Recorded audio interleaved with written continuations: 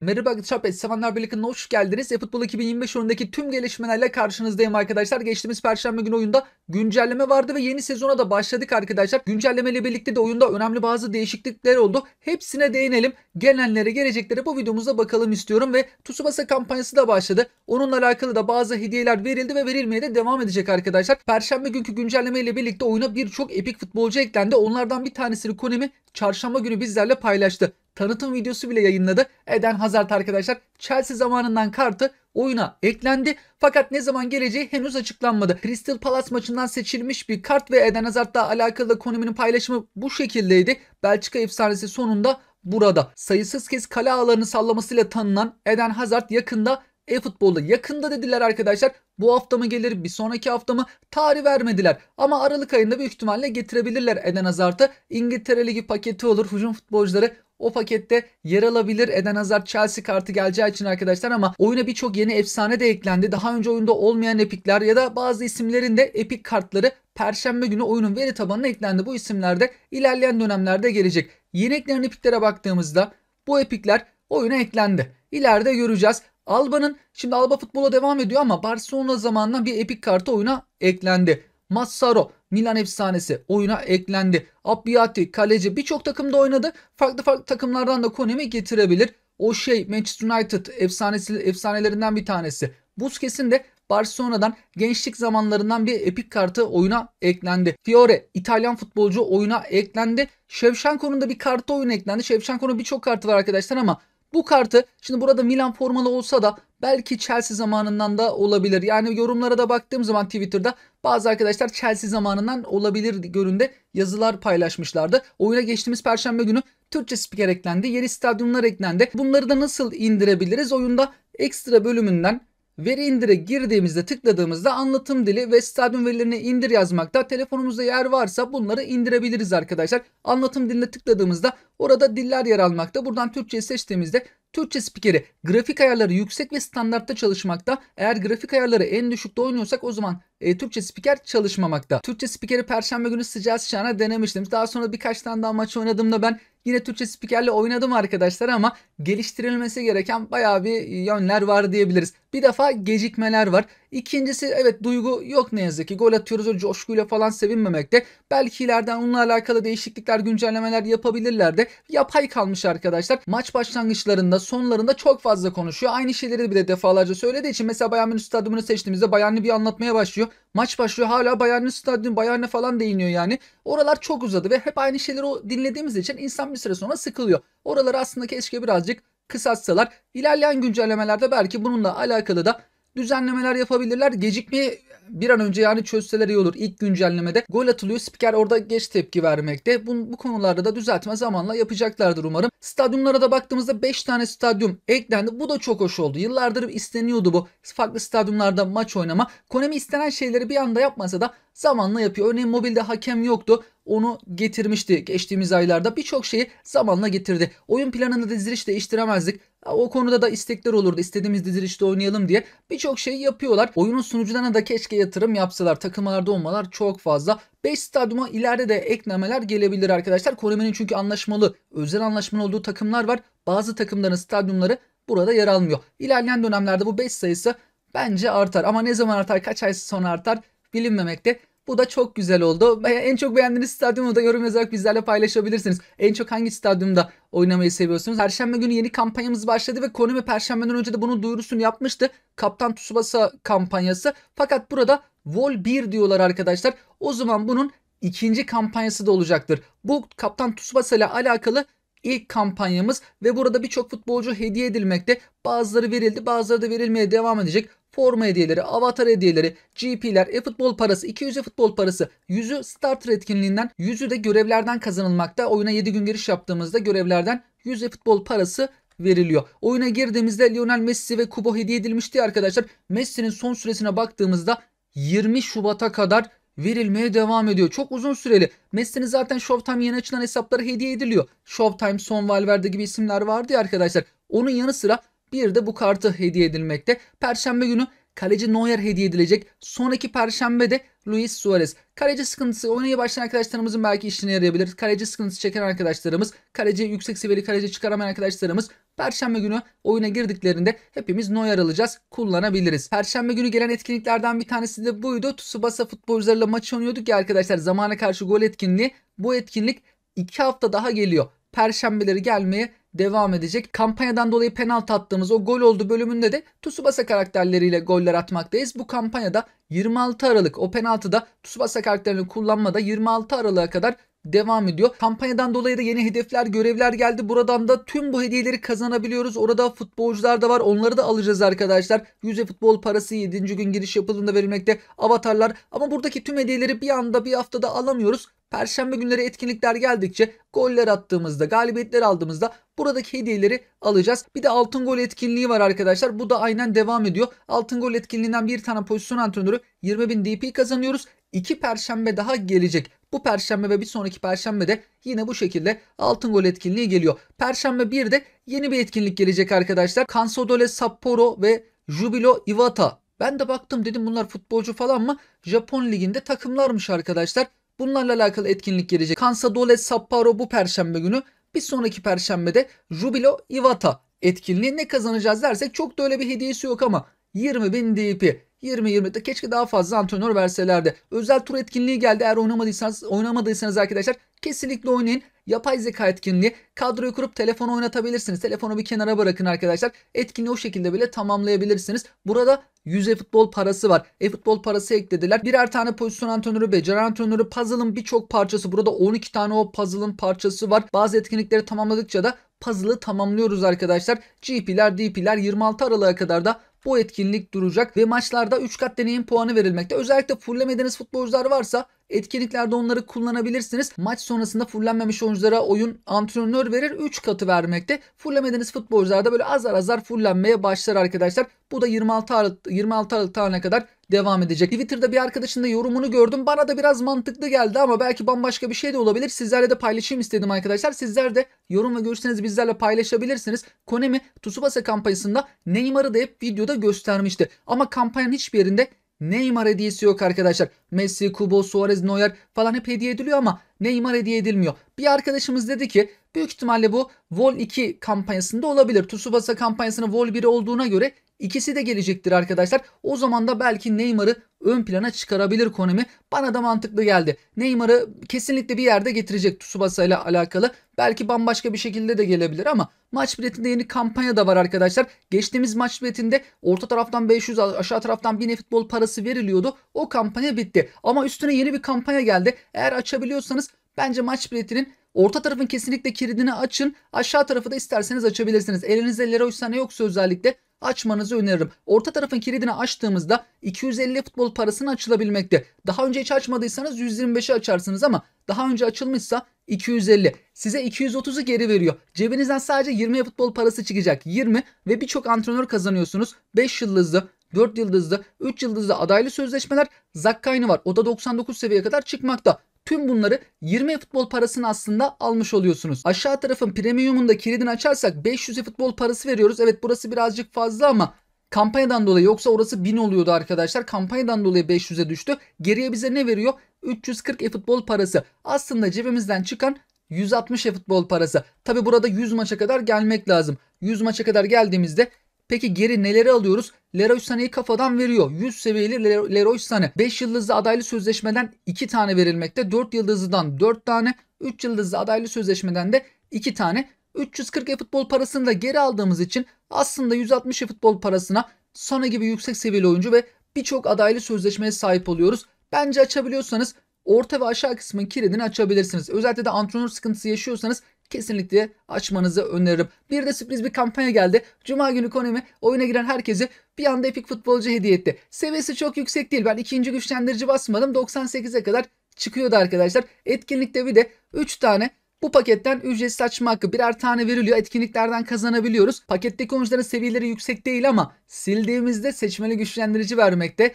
12 tane seçmeli güçlendirici kazanırız. O 100'e ulaştığında istediğimiz oyuncuya istediğimiz güçlendiriciyi basabiliyoruz. O anlamda işimize yarayacaktır. Bir de görevlere galeri kısmı eklendi. Puzzle gibi bir etkinlik arkadaşlar. Maçlardan bunları kazanabiliyoruz. Tamamladığımızda da avatarlar verilmekte. 3 tane avatar, arka planları da böyle hareketli. Güzel avatarlar. Bunları da kullanabiliriz arkadaşlar. Sürpriz bir şekilde bir de Perşembe günü yeni menajer paketi eklendi. Lampard uzun süreli, neredeyse 3 aya yakın bir süre duracak arkadaşlar. Hızlı kontratak ve açıkta da en yüksek haliyle oynamakta ama tek güçlendiricili menajer. 2 güçlendiricileri ne yazık ki 1500 futbol paralık paketlerde satıyor Konami. Keşke 2 güçlendiricili menajerleri bu şekilde satsalardı. Bir de geçtiğimiz Perşembe günkü güncellemeyle birlikte emekli olan menajerler ya da takım çalıştırmayan menajerler olsun, oyuncular olsun, onlar artık kullanılamaz hale geldi. Konami bunu demişti. Elinizde bu tarz futbolcular ya da menajerler olabilir arkadaşlar. Özellikle de Zeisler menajerlerde en dikkat çıkan menajerdi. Futbolcular ise çok fazla elinizde muhakkak vardır. Filtreleri dediğimizde oyun içerisinde oyun planına ya da takımından mevcut olmayan oyuncu dediğimizde kullanılamaz olanlar bu şekilde gösterilmekte. Buradan bir futbolcuyu kadroya aldığımızda maç oynayamıyoruz. Sanki kırmızı kart cezası görmüş futbolcumuz olur ya, böyle kırmızı bir uyarı, ünlem işareti olur. Onu kullanamazsın diye. Öyle bir ünlem işareti oluyor arkadaşlar.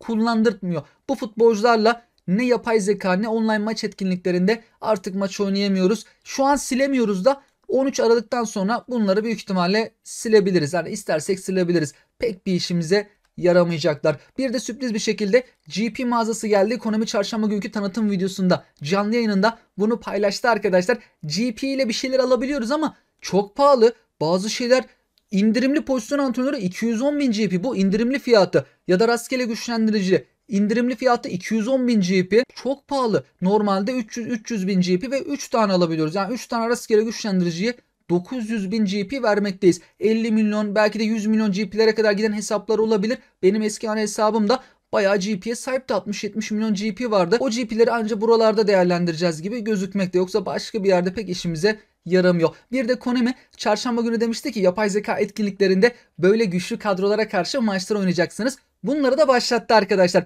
Örneğin ileride Milan'la alakalı bir etkinlik geldiğinde Milan epiklerine karşı oynayacağız. Bir de zor aldığımız zaman bakalım nasıl oynuyor yapay zeka bu futbolcularla. Şu an Player of the Week ücretsiz açma hakkı kazandığımız etkinlik var ya arkadaşlar. Orada da Player of the Week paketindeki oyuncularla oynayabiliyoruz. İsterseniz efsane modu alıp bu futbolculara en iyi nasıl oynatmakta oyun, onları da görebiliriz. Onlara karşı maç oynayabiliriz. Şu an Player of the Week ücretsiz açma hakkını oynamadıysanız bu kadroyla karşılaşıyorsunuz arkadaşlar. Bu da güzel oldu. Seviyesi düşük isimlere karşı falan oynuyorduk. Bu da güzel. Bence iyi oldu. Özellikle de ileride epikler falan gelecek ya. Böyle sadece Milan epikleri falan, bunlar gerçekten daha güzel olur. Kendimizi de test etme amaçlı. Zor aldığımızda da daha eğlenceli, bizler için zorlayıcı maçlar da olabilir. Player of the Week ücretsiz açma hakkı Şampiyonlar Ligi'nden Konami normalde vermezdi. Ama bu hafta 2 tane verdi. Bir tanesi güncellemeden dolayı hediye. Diğerinde etkinlikten kazanabiliyoruz. Umarız devam eder arkadaşlar. Keşke her Şampiyonlar Ligi geldiğinde bu şekilde ücretsiz açma hakkı Konami verse. Şimdi göreceğiz. Bir sonraki Şampiyonlar Ligi'nde de bu gelirse o zaman kalıcı hale geldi diyebiliriz. Ligime de Ronaldinho eklendi. Eğer Ronaldinho'nuz yoksa arkadaşlar en azından burada alıp denemenizi öneririm. Kaleci Dida ve Kagawa. Perşembeye kadar süresi olan bazı etkinliklere, bazı şeylere baktığımızda da Milan round ikisinden 50 futbol parası kazanabiliyoruz. Bir de altın gol şeklinde golü attığımızda maç bitmekte. Maç biletinde de hızlı bir şekilde hem de ilerlemiş oluyoruz. Bu etkinliği tamamlarsanız round 3'e katılmaya hak kazanırsınız. 50 futbol parası kazandığımız temalı etkinliğinde Perşembeye kadar süresi bulunmakta. Altın gol etkinliğinin Perşembeye kadar süresi var. Perşembe yenisi gelecek. Maç biletinde hızlı ilerlemeyi sağlıyor bu tarz etkinlikler. Lig Player of the Week paketinden ücretsiz açma hakkı veren etkinliğinde süresi Perşembeye kadar devam etmekte. Yeni adaylı sözleşme paketleri de eklendi. Yüksek seviyeli isimler var arkadaşlar. Grealish 99, Cunha 99, 98 isimler var. Gibbs White bir 97 idi. Mudryk filan, diğerleri 98 seviyeli isimlerdi. Bu sefer seviyeler yükseldi. Önceki paketlerde seviyeler gitgide düşmeye başlamıştı. Konami birazcık seviyeleri burada kaldırdı. Süper Lig paketimiz var. Bir tane 5 yıldızlı futbolcu var. Diğerleri daha düşük yıldızlı futbolcular. Japon Ligi, Brezilya Ligi. Yine 4 tane adaylı sözleşme paketi geldi. Perşembe günü 3 tane epik paket geldi. Onlardan bir tanesi, aslında 2 tanesi aynı paket. Kart tasarımları farklı. Bu paket Tsubasa kampanyasından dolayı Rummenigge, Matius ve Oliver Kahn'ın kart tasarımları bu şekilde. Yine aynı efsaneler, yine aynı seviyelere çıkmakta. Bir de bu paketimiz var. Bunun süresi daha uzun, 26'sına kadar devam ediyor. Bu paketin süresi Perşembeye kadar devam etmekte. Seviyelere baktığımızda Oliver Kahn 106'ya kadar çıkabiliyor. Rummenigge 105, Matius da 105 seviyeye kadar çıkabilmekte. Japon Ligi ile alakalı epik paket geldi. Bunun da süresi Perşembeye kadar arkadaşlar. Player of the Week paketleri 2 tane paketimiz var ve burada Konami bir değişiklik yaptı. Paketlerde açılım haklarını sonuna kadar kullandığımızda bu paketler yok olurdu. Şu an Player of the Week paketleri artık yok olmuyor arkadaşlar. Orada diyor ki tükendi. Paketi görebiliyoruz. Artık sınırlı açma hakkı olduğu için açma hakkını bitirdiğimizde kaybolmuyor. Böyle bir değişiklik yaptı. Adaylı sözleşmede mesela tüm oyuncuları alırsak o paket kayboluyor. Ama Player of the Week'i silmiyor, artık orada görebilmekteyiz. Perşembe günü bazı paketler kaldırılacak. Süper Lig paketimiz var. Bir de bazı lig paketleri vardı. İngiltere, İspanya, İtalya Ligi paketi. Bunlar kaldırıldığında Konami bunların yenisini ekliyor arkadaşlar. Uzun süreli. Belki bu tarz paketler yine eklenebilir. Genelde eklendiğinde bir 3 ayda durabiliyor. Yine bazı liglerden bu tarz paketleri belki ekleyebilir Konami. E-futbol mağazasında şu an 3 tane futbolcu var. Onlardan bir tanesi de Perşembe günü kaldırılacak. En yüksek seviyeli isim Martinelli. 98'e kadar çıkan bir isim. Eğer almayı düşünürseniz arkadaşlar mağazadan Perşembeden önce almanız lazım. Perşembe girdiğimizde artık Martinelli mağazada olmayacak. Bugün biteceklere baktığımızda tur etkinliği, 50 futbol parası kazandığımız etkinlik pazartesi gelmişti bu. Sonra Perşembeye kadar da süresi arkadaşlar. Oradan 50 futbol parası aldıysanız Perşembe bir daha geldi aynı etkinlik. Bir daha 50 futbol parası kazanabildik. Ben de hesap fullemeler yaptığım için arkadaşlar orada çok işime yaradı. 50-50 bir anda aynı etkinlikten 100 futbol parası kazanmış olduk. Bir de pazartesi gelen bu paketimizin de bugün son günü. Yarın yeni paket gelecek. Yarın Showtime paketi geliyor. Şu an oyunda bayağı epik paket var.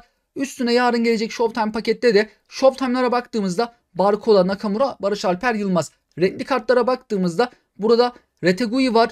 Bir Player of the Week kartı, güçlendirici kartı 99'luk gelmişti. Onu ben çıkarmıştım arkadaşlar. Bu kartı da 99, belki de 100 seviyeli bile olabilir. John Duran bir 97'lik kartını çıkarmıştık. Yanlış hatırlamıyorsam 97 idi. Baklı topçuydu arkadaşlar. Ben çok beğenmiştim. O zamanlarda kadromda forvet de yoktu. John Duran bayağı gol attı. Yarın gelecek bu kartı da iyi bir kart olabilir.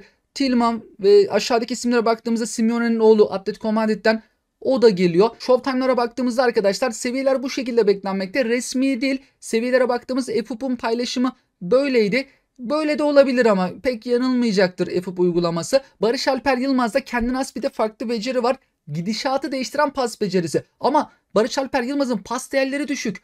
Bu beceri çok işe yaramayacak. Ya da Nakamura'da bomba şut var ama adamın falsoları düşük. Bu da bir tuhaf oluyor. Foden'da da aynı şekildeydi. Bomba şut vardı ama falso değeri adamın düşüktü. Çok iyi öyle bomba şutlar vuramıyordu. Burada Barcola, onun kendine has bir becerisi yok. O da yetenekli bir isim arkadaşlar. Özellikle de Mbappe Paris Saint-Germain'den ayrıldı ya. Daha fazla forma şansı buluyor. Çok da gol atıyor. Asistler de yapıyor. O sol tarafı çok iyi işlemekte. Ben seviyelere baktığımız eFoot uygulamasının sitesinden de bu futbolcular nasıl gelebilir diye kendimce böyle bir şeyler yaptım arkadaşlar. Dedim ki sadece bir güçlendirici basalım. Kendine has güçlendirici şuta basılacak büyük ihtimalle, öyle sızmıştı. Şutu artı 2 şeklinde. İkinci güçlendiriciyi basmadım. Belki yani yarın geldiğinde denemeler yapabiliriz. Her futbolcu 4 seviye arttırdım arkadaşlar. 98'den 102. İkinci güçlendirici ve bazı menajerlerde belki 103'e de çıkabilir ama 102'lik haline bir bakacak olursak Barış Alper Yılmaz'ın özellikleri bu şekilde. Gidişatı değiştiren pas becerisi var ama pasları çok düşük. Hızlı bir isim. Şut gücü çok yüksek.